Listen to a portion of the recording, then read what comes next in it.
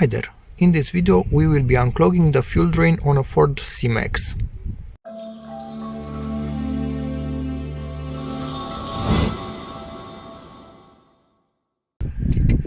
Sorry for the wind, nothing that I can do about that, so what you need is a decently long and thick wire but yet flexible, and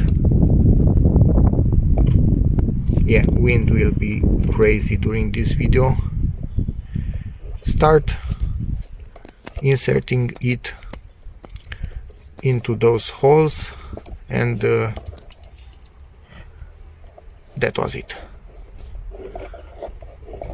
Something was in there and it was basically keeping it clogged up. Now I will just do this a few times to make sure whatever was there, it's not coming back.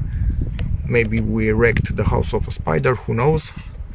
Really hard to film in here and also poke with this wire at the same time, but yeah, the wire needed to be about 20 to 30 centimeters in that hole for it to unclog.